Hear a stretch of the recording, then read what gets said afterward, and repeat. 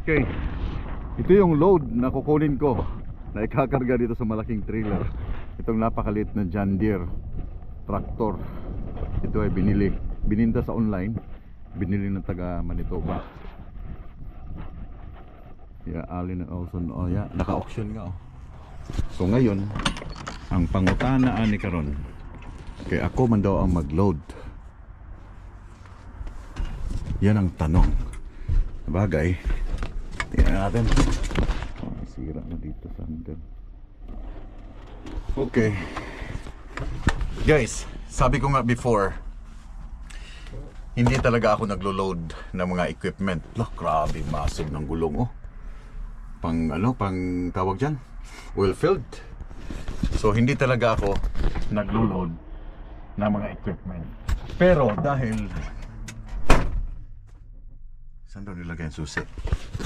Pero dahil kailangan kong umuwi sa Winnipeg, ngayon kailangan ko siyang i-load dahil walang tao dito na maglo-load ng equipment.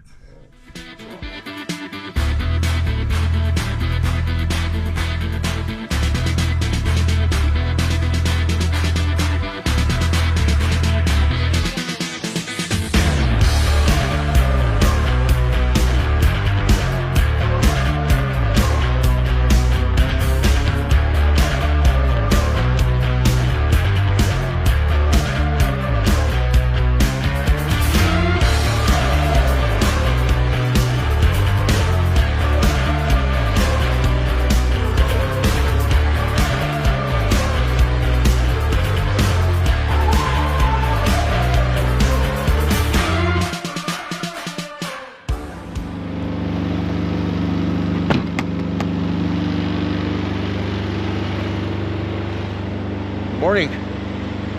So yung aking location the same pa rin kagabi nung tinigilan ko dito sa Whitecourt, Alberta. Alas 6 na ng umaga. But madilim na. Madilim pa. Dahil alam niyo na, winter is coming. So nagpalipas ako ng gabi dyan, the same spot kung saan pumunta ako before sa Grand Prairie. Ngayon, kanina, may pumunta ditong mag-asawa. Si Kit at saka si Hana. Ang pangalan mo ulit? Kit po. Si Kit. Yung aking subscriber dito. Ito si Hana, kanyang wife. Hello. Dito sa Whitecourt. Maaga sila. Pinuntahan ako dito sa parking sa Whitecourt para magdala ng Tims. Double-double? Double-double. Okay na to. Yeah. So, 2 cream. 2 cream lang. 2 cream din. Okay na to siya. Mamaya din, alis na ako shower. Saan po kayo galing? Alaska. Straight from Alaska. Ikaw muna, Hana. Hello po. Yeah, si Hana ay may license to ng class 1. Meron silang tracking sa Pilipinas, no? Hakima? Hakima. Oh. Kit, Kit? Musta? Okay lang. Magka-class 1 din to. Class 1 din po. Magta-tracking to silang dalawa. Ito si Hana, merong class 1 to eh. Gustong pumasok ng Q-line. Hopefully soon. International student, no? International student and then nag-class 1. Talagang malakas ang loob. From Nueva Ecija. Yung wife niya, merong class 1.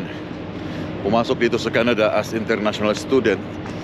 And then, dahil meron silang tracking company, shout out sa Hakima Transport dyan sa Nueva Ecija.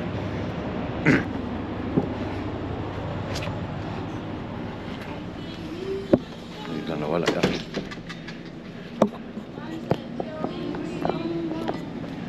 Good morning. Filipino? Yes. Hi po, good morning po. Naas lang po. Pahingi ako ng shower, te. Saan ba, te? Okay. Ito po. Oh, sorry. Nandiyan.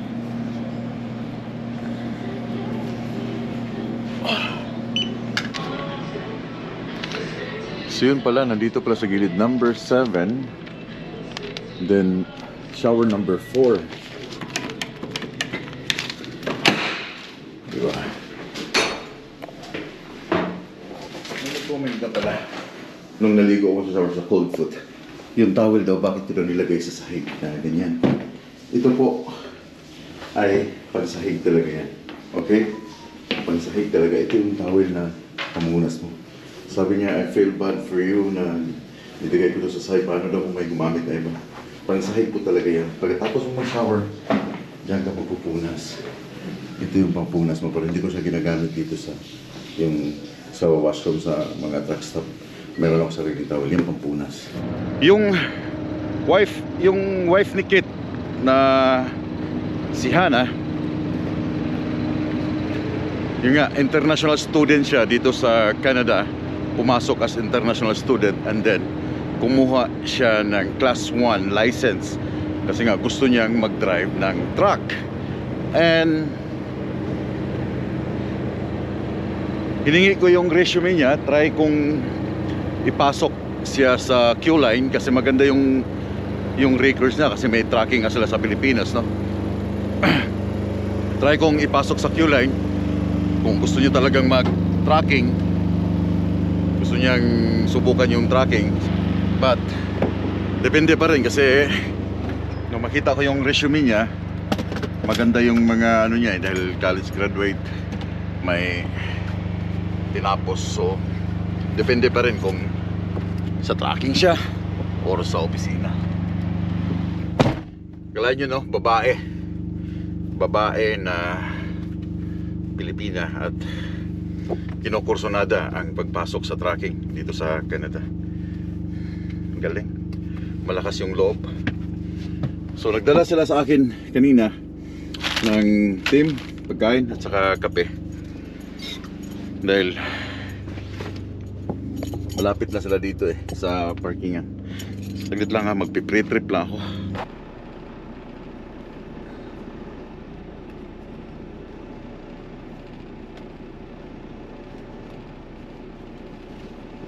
Sa aking 70 hours nung umalis ako nag-start ako nung Sunday sa Alaska, nung unang drive namin nung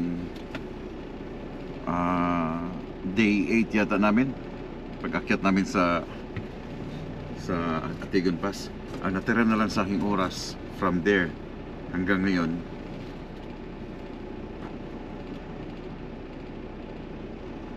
seven hours. Saan makakarating yung aking 7 hours? Kasi meron pa akong another drive hanggang sa customer today na 4 hours plus loading gamit ng on duty. Hanggang saan siya makakarating? Maybe Lloydminster? I'm not sure. Cold Lake? I'm not sure. Anyways, so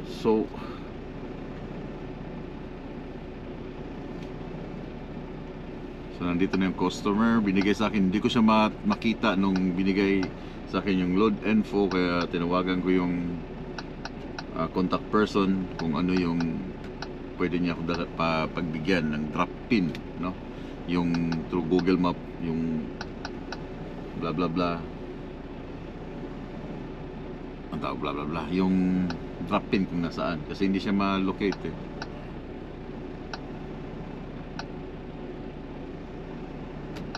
So from there,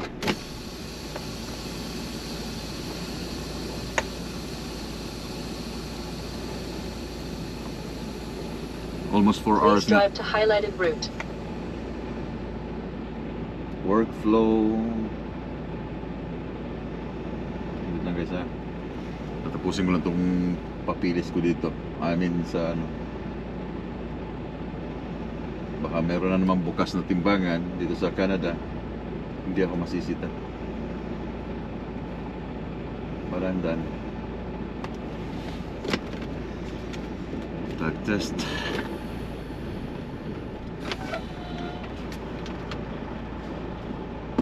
Para.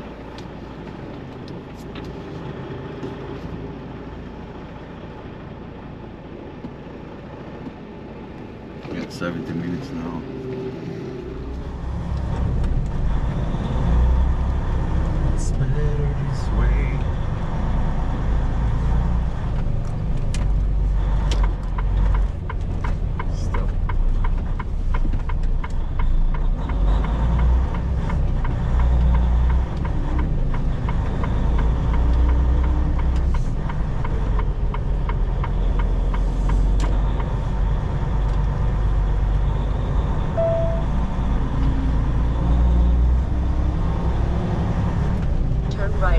traffic light.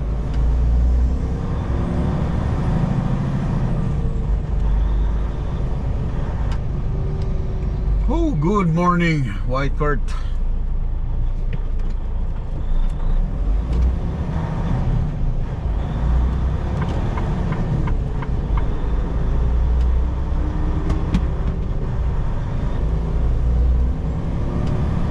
Continue on Highway 43. Okay, isang oras.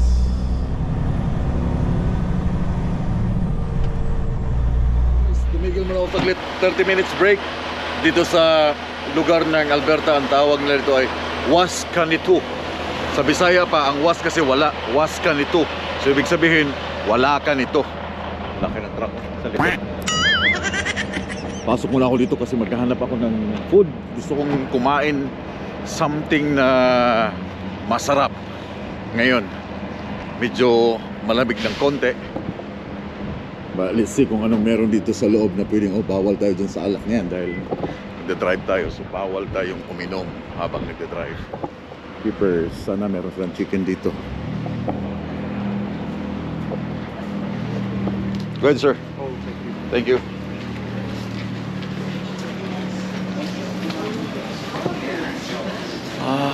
Ano kayang pwede? Tingin tayo.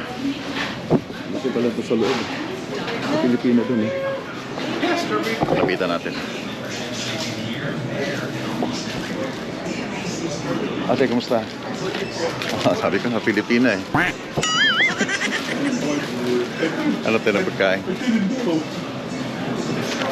Kita mo agad yung hitsura ng Pilipina. Ate, ito nga Pilipina. Oh, sorry. Meron silang mga ano dito, burgers, yung chicken dito, chicken wings, pepperoni. Excuse me. Wala silang chicken wings. Wala ako ng chicken wings. So wala. Ang daming tumitigil dito ng mga ano, road users.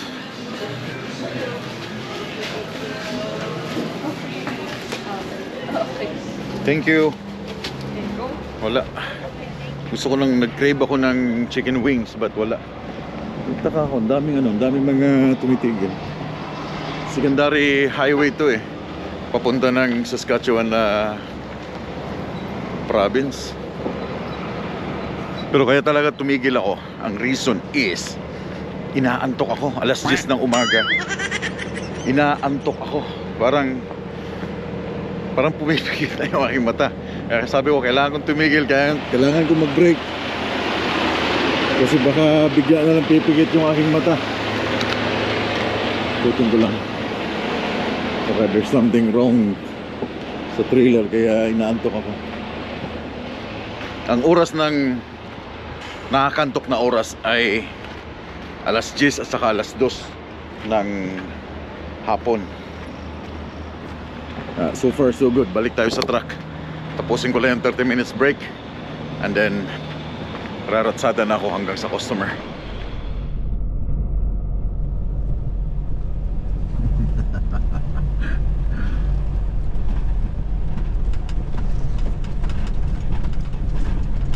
Construction area guys, let's go. Turn left on Highway 28. Pagbibigyan mo kaya ako itong flagman? Flagman, do you copy?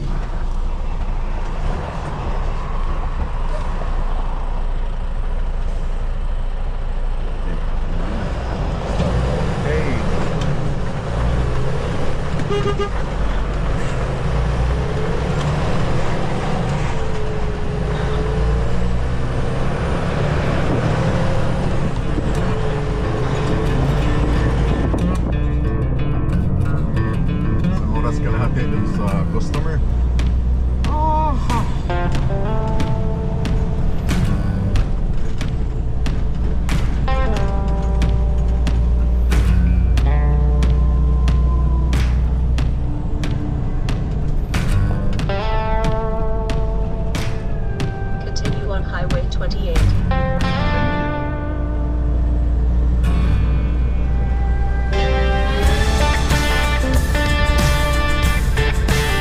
In 600 meters, your destination will be on the right. Ito yung mga pang-oil field na mga truck. Inward. So ako maglo-load nito. Kahit ito putang susi. So ako maglo-load nito dito sa aking equipment para makabalik ako naman ito bakit sa mag-reset ako sa Edmonton. So dito na lang. So try ko siyang pag-aralan. Ito lang, simple lang pala. Forward, neutral, okay. Simple lang. Let's try. Kasi nga ang reason ko ayaw ko mag-load dahil ayaw ko makasira ng equipment. But I have no choice. Alright. Start ko lang, then prepare ko lang siya, then tatanggalin ko yung aking trailer. Napakaliit lang nito, hindi to oversized, napaka simpleng load. Okay, ano ba mga purpose nito?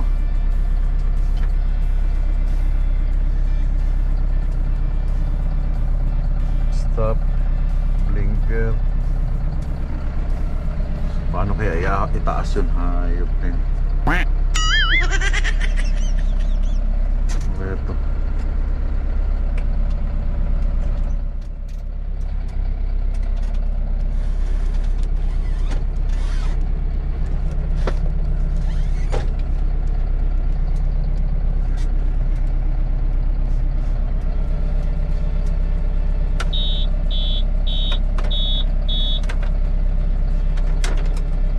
Reverse. Pero yung bucket niya, paano itaas yung bucket? Ano yan? Park. Yung bucket ba? Paano itaas yung bucket?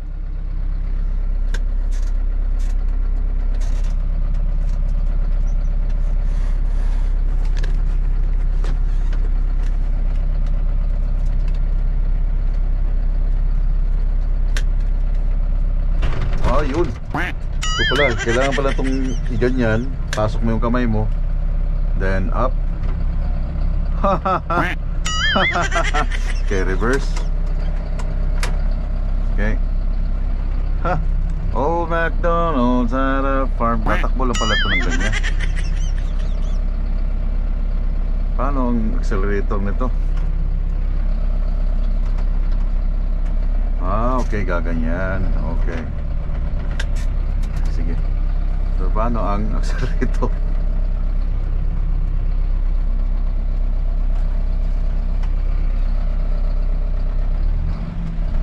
Okay, ito yung accelerator niya.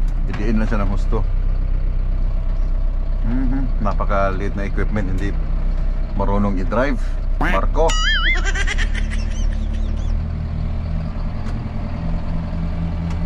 Okay. Pusad pagong eh. So, lagyan natin sa 1. Ayun.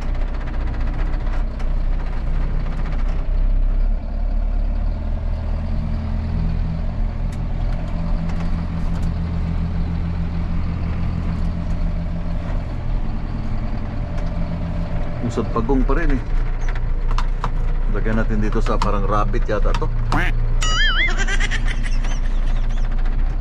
Ayun. Sabi na nga eh. Lagay sa rabbit kasi ang ibig sabihin ng mga pagong na yan, yun yung pagong.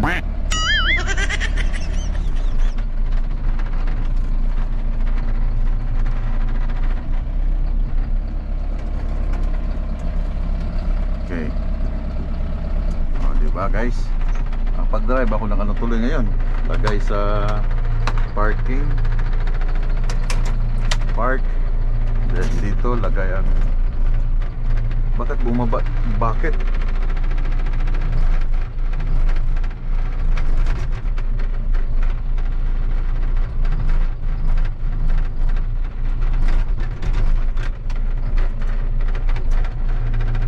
Magano yung bakit eh.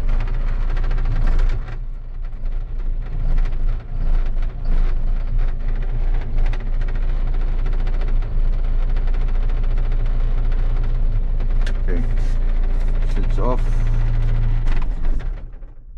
Parking brake. Parking brake. What is this? Okay. Wala na. So tatanggalin ko lang yung trailer. paano ako makalabas nito hayop. Ayun. Ay, napakaliit ng equipment na to. Tapos, ayun, okay naman pala. Okay, tatanggalin ko lang to. Then i-load ko to sa aking trailer. Pinakalumang John Deere 640 self-leveling. I don't know what is that, but yeah, load ko lang to.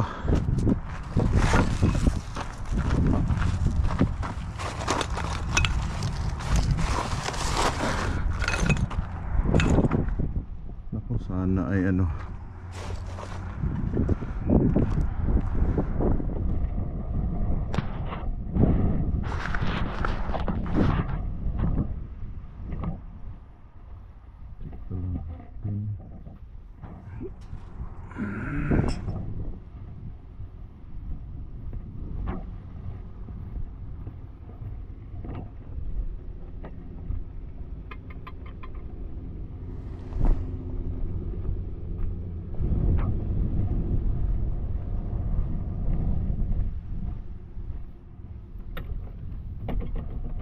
Na equipment no.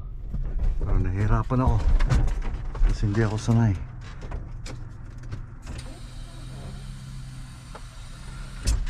Pero madali lang i-ano to.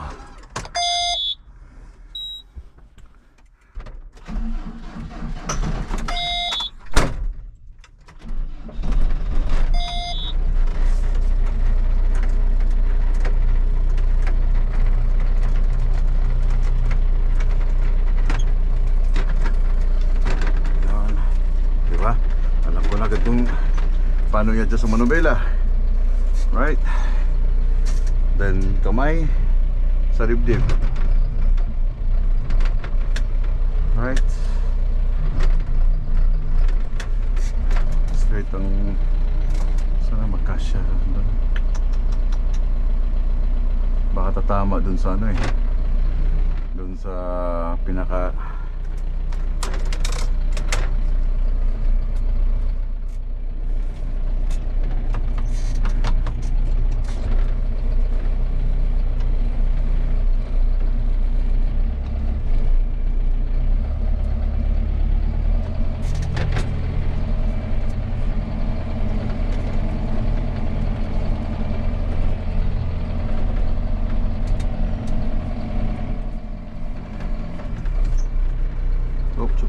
forward.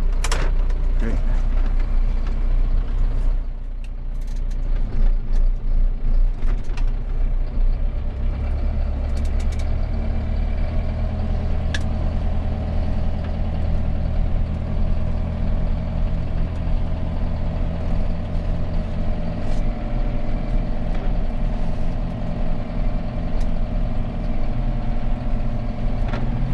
Matamaan yung truck, men.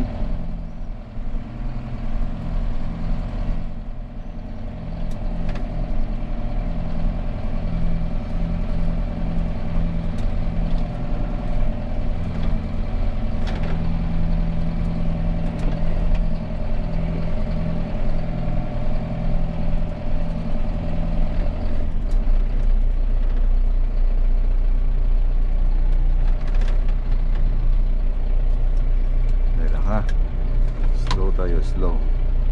Paggong muna tayo, paggong.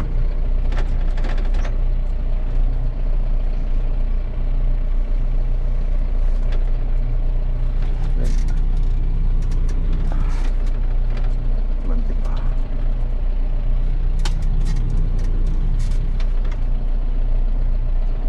Okay. Let me check. Park. Paggong. Park. Saan ang handbrake to? Huwag kang gagalaw. Huwag kang gagalaw, ha?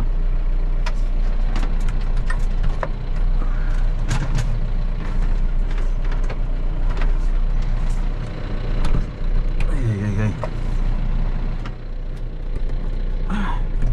Pero yun sa mga ko ito paggawas ngayon na. Na. Mas. Gaganyan yun. Check ko lang guys. Oh! dito. Malayo dito sa kabila. Tagilid man. Yeah. Masyadong gilid dito. Pero yung unahan niya,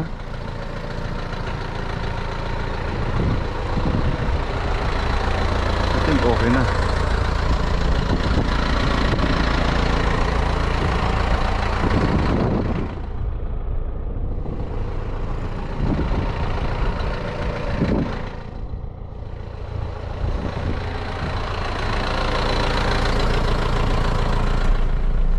Guys, this is my first time, okay?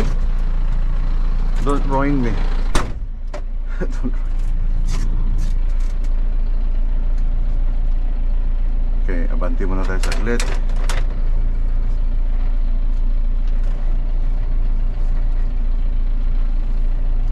Abanti tayo dito. Huwag mahulog, ha? Diyos ko, huwag nahulog to.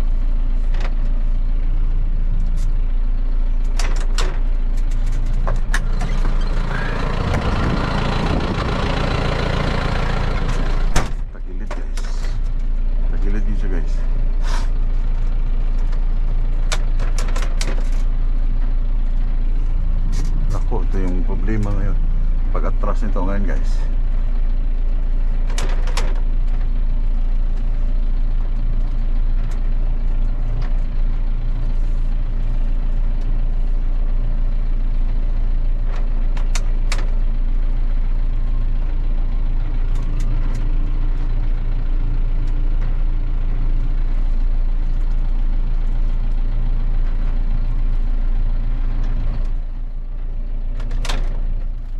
Napaka ano ng ano, yung manubela niya napaka smooth.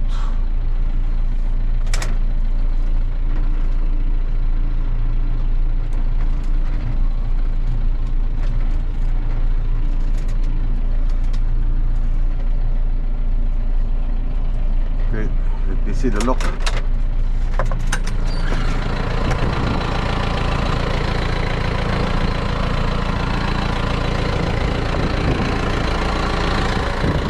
Okay, that's okay.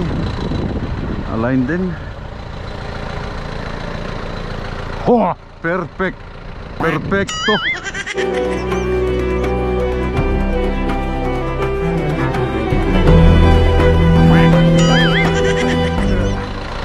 Okay na. Huh. Pwede na ako mag-load by myself. Babawiin ko na yung sinabi ko. So park na yan. Park na yan mga insan. Then drop.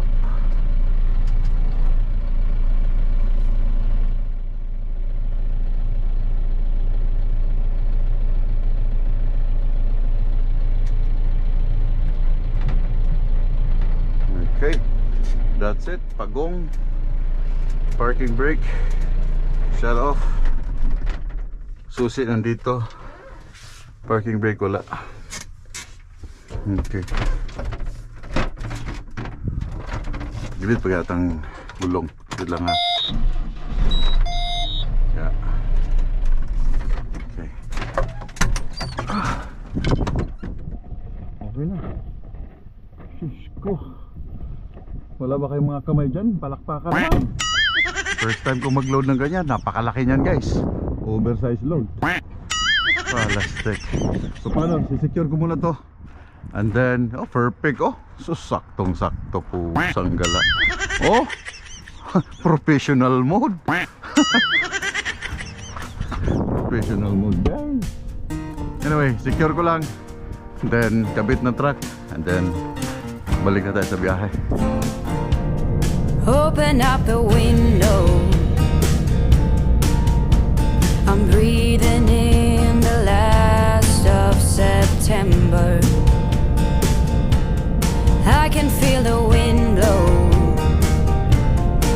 and the late summer sky is like a giant ember.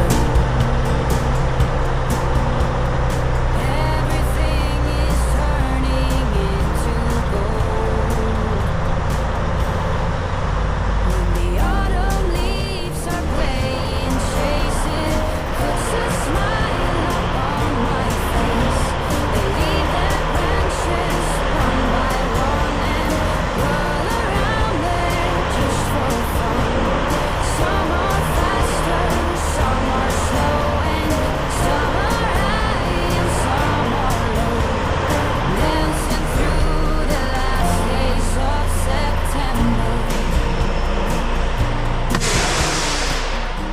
You want foam for this thing? Yeah. Sounds good. Has it been polished or anything? It has been? Polish for what? Just like the body or anything, like the paint, has it been polished or anything in like the last 2 months? No. You're all good then. I remember all the leaves were running wild, going all the way until November. Turn the world around us into gold. When the autumn leaves are playing chase it, puts a smile up on my face. They leave their branches one by one and whirl around there just for fun. Some are faster, some are slow, and some are high and some are low. Dancing through the last days of September. I wonder where they're going, the flight of swallows sailing through the sky. There's no way of knowing, but maybe someplace far from you and I. When the autumn leaves are playing chase it, puts a smile up on my face. They leave their branches one by one and whirl around there just for fun. Some are faster, some are slow, and some are high and some are low. Dancing through the last days of September. When the autumn leaves are playing chase it, puts a smile up on my face. They leave their branches one by one and whirl around there just for fun. Some are faster, some are slow, and some are high and some are low. Dancing through the last days of September. Dancing through the last days of September.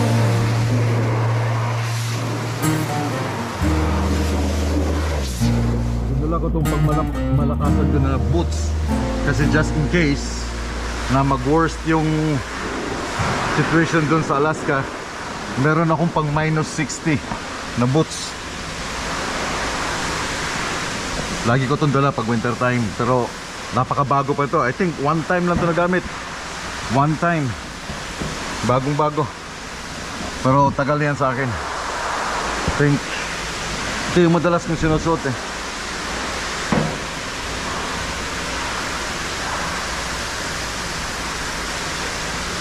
Ito yung madalas kong sinusuot. Ito pang talagang malakasan ng snow. Kung hindi na kaya ng boots na ito. Ito tumitigas siya. Pangit to pag ano, itong spike niya naninigas pag sobrang lamig.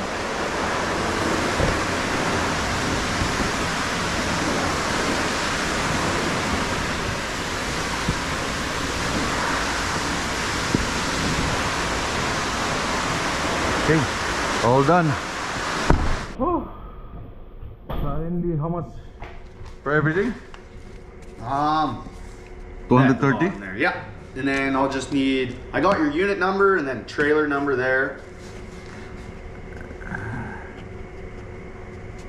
And then just a signature down at the bottom there by print. Right about there, yeah. Wash is $1.38. Yeah. So that's how many hours? That was 100 minutes. 100 minutes? Yeah. 1.25 is 31. What is this foam? The Yep. foamer? Yep, that's your foamer, and then there's your disposal. What is there. really dirty? That's the bait. Oh, we're charged for that one? It's disposal fee. Yeah, so it's $25? just in there. Yeah, it's your disposal Oh, fee. okay. Okay. Ito na yung ginawa ko lahat. Tanggal ang lahat ang dumi, guys.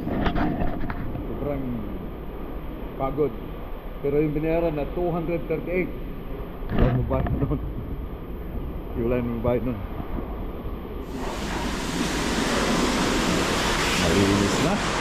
So ang truck, ready na ulit pambiyahe sa ano? Pambiyahe sa Amerika, sa mainland. Babalik na ako sa Winnipeg para makita ko yung aking family.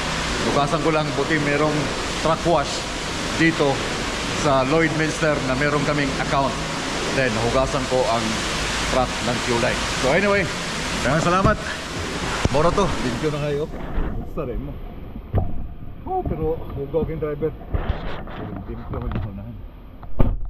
Tapos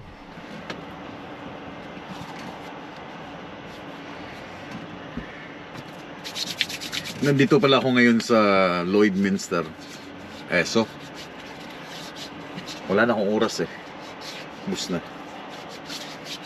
Instead na mag-recap hours ako, but hindi nag-pop out, dapat meron akong hours to begin today, but wala.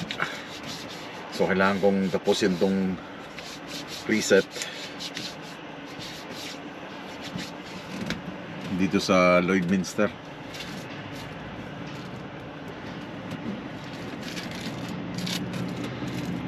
But the good thing is malinis ko na yung truck. Malinis na siya. Kaya pwede na uling humataw ng Amerika. Hindi na nakakayang ipasok sa Amerika dahil malinis. Tagal no? Tagal bago makauwi. Dami kasing may oras kasi kami, kaya hindi pwedeng diretso-diretso lang. Kailangan sundin mo rin yung oras mo para hindi ka mag-violation. Anyway, yeah, take time, pahinga. Then the next few days nasa Winnipeg na ako. Nasa Winnipeg na ako. Ganito talaga pag long haul. Takes time. Sacrifice ang family para sa mga biyahe. May mga biyaheng malalayo talaga. Kaya this one is not for everyone. Gusto nyo mag-drive? This is not for everyone. Gusto nyo laging umuwi? Mag-city driving kayo. Doon, every night home. Huwag yung long haul. Long haul takes time. Kailangan yung asawa mo doon magaling sa mahaba ang pasensya. Hindi pwede yung maya-maya tatawagan ka, okay lang ka uwi, kasi masisira yung diskarte mo pag ganun.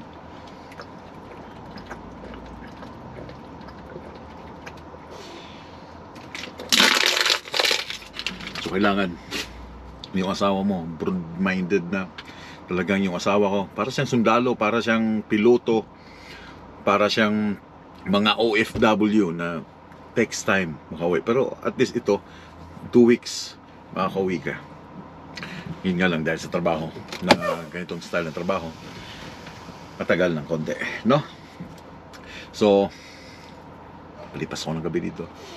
Bukas, alis na ako dito bukas. Then hopefully bukas, mamayang madaling araw siguro, sana.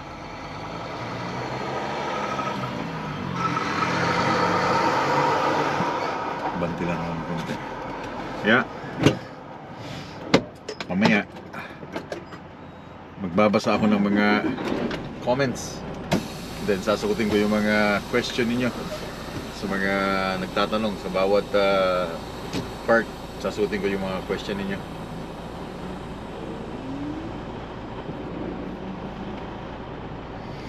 So paano? Dito ko natatapusan ng video. Daghang salamat sa mga comments and likes. I'll keep on tracking.